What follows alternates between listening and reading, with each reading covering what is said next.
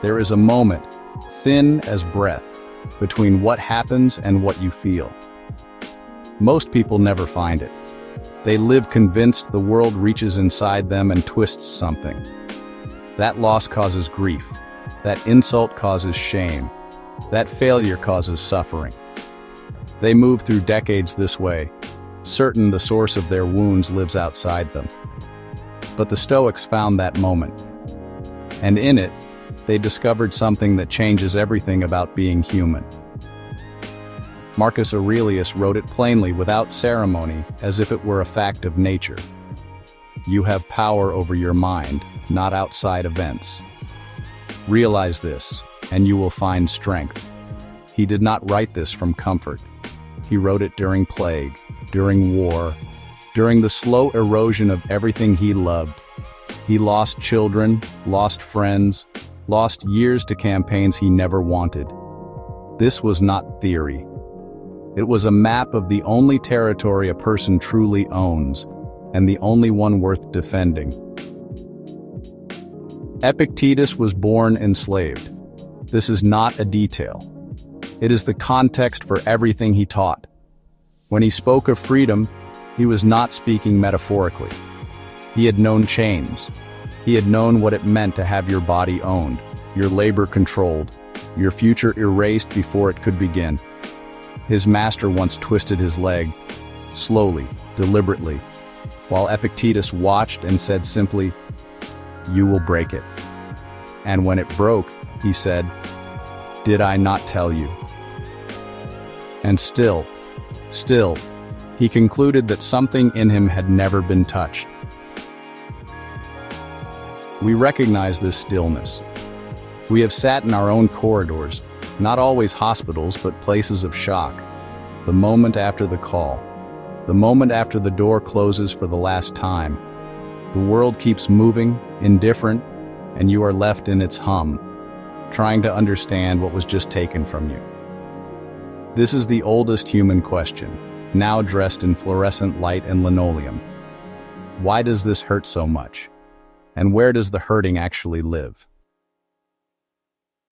Zeno lost a shipwreck, not his life, his entire livelihood, his purpose, his reason for being in Athens.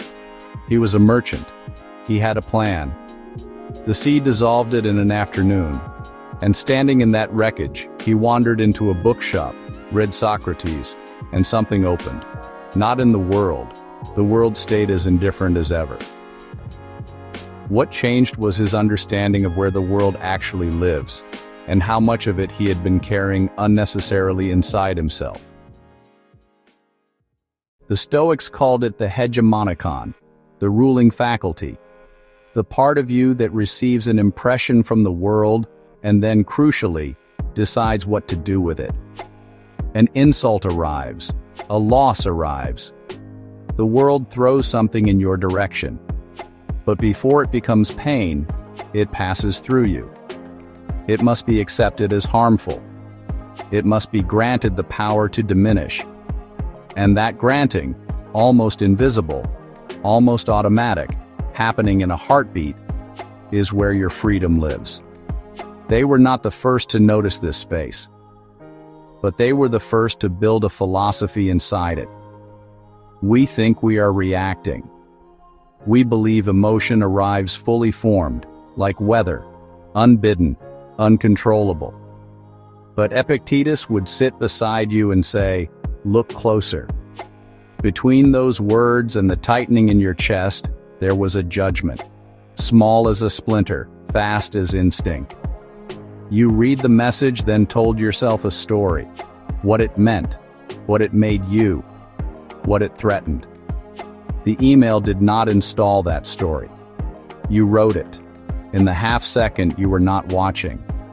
There is a word in Stoic philosophy, phantasia, the impression the world makes on the mind. And the teaching is this: you cannot prevent the impression. Life presses itself against you without asking.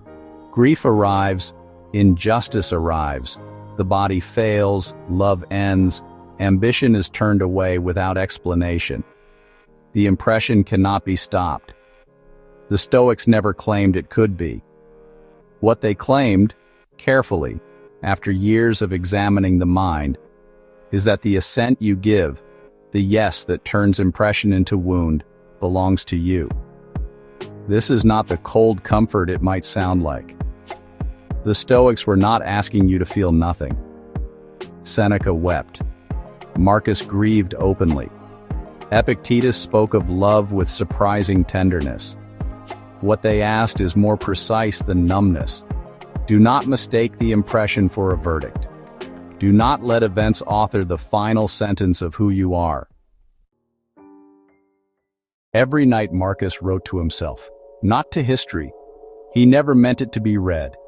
He was talking himself through being human inside an inhuman weight of responsibility. Confine yourself to the present. You have power over your mind. The obstacle is the way. These were not polished ideas. They were field notes, urgent, personal, sometimes raw with effort. The man who ruled an empire still had to remind himself, night after night, to govern the only territory that could not be delegated. We do this too. We move the body to outrun the mind. We run, work, schedule, scroll until every hour is filled, so that the quiet judgment, the one forming in the dark, never gets examined. And so it grows. It compounds. It builds walls. By the time we stop, the wound has an entire architecture. Rooms and corridors we have never inspected at the foundation.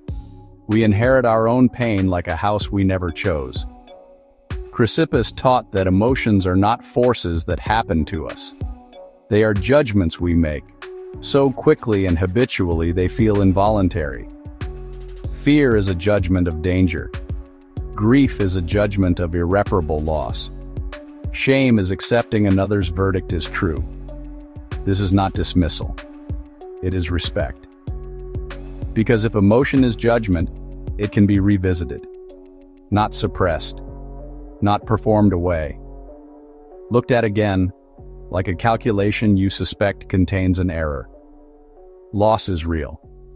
No Stoic denied it. Anyone who claims grief is weakness has misunderstood everything. The question is sharper. What do you add to loss? The absence exists. And then, layered over it, comes the story. That this proves you were not worth staying for, that the world has singled you out, that nothing will be whole again. That layer is not the loss. That layer is the judgment placed on top of it. And that layer, only that layer, can be examined. Seneca understood pleasure and its failures deeply. He knew wealth, influence, and the quiet ache of having everything and still lying awake in the wrong kind of darkness. He wrote, "It is not that I am brave, it is that I know what is mine. Not reputation, not wealth, not even the body. Only the quality of attention brought to the interior. Only the slow practice of choosing, before the world chooses for you, what anything is allowed to mean." Children understand this first. A child falls, looks up, finds a face, and then decides whether to cry. This is not strategy. It is raw cognition, already locating pain in interpretation rather than event. The teaching that comes later, that the fall caused the tears, is a kind of forgetting. Stoicism is the long, patient road back to what was once obvious. Notice the breath before the story, before meaning assembles, before judgment builds its architecture. There is always a breath, a sliver of pure present tense. The Stoics would say that breath is you, arriving at the only threshold that matters, between what happened and what you will make of it. You are not required to decide immediately. You are only required to remain the one who decides. The name Stoic comes from this place, the Stoa, a porch open to the street. Philosophy practiced in public, in contact with noise, weather, and ordinary life. Not hidden, not reserved. This was deliberate. The teaching was built to survive reality. The marketplace, the campaign tent, the hospital corridor, the quiet Tuesday morning when nothing dramatic happens, and the mind is already deciding what kind of person it will be today. He wrote, "The impediment to action advances action. What stands in the way becomes the way." This is not optimism. It is colder, stronger. The obstacle does not interrupt your life. It is your life in its real form. Every wound, every reversal, every loss is material. Not punishment, not proof of unworthiness. Material. The sculptor does not resent the marble's resistance. The resistance is the point. This is where it lives, not in crisis, but here, in the quiet morning before anything happens. The Stoics called this prosos, attention, not obsession, not anxiety. The steady task of watching your judgments the way a gardener watches soil, noticing what grows, asking without drama, "Is this mine? Did I choose this? Does this serve who I am trying to become?" You are always making yourself, not metaphorically, literally. Every unchecked judgment sets a pattern. It becomes structure. And every time you pause, even briefly, and choose with intention, you shape something different. Slowly, imperfectly, with setbacks, but deliberately. This is the only work no one can do for you. The darkness does not extinguish the flame. This is what the Stoics kept returning to. Not that life is easy. It will be at times brutally hard. Not that loss arrives gently. It does not. But somewhere inside a human being is a faculty the world cannot reach directly. It can send wind. It can send unbearable circumstances. But the hand that cups the flame, the attention that guards it, the will that refuses to confuse impression with verdict, that has always been yours. And it has never been taken without your participation. You decide what hurts you, not because pain is unreal, not because you are above it, but because between the world and your wound, there has always been a door. You have always been standing at it. You have always had, even when it felt impossible, the capacity to choose what enters, what is named, what is carried forward, and what is left at the threshold. The Stoics did not teach escape. They taught something harder. Presence. The clear, undeceived presence of someone who knows exactly where they stand and chooses again and again to stand there anyway.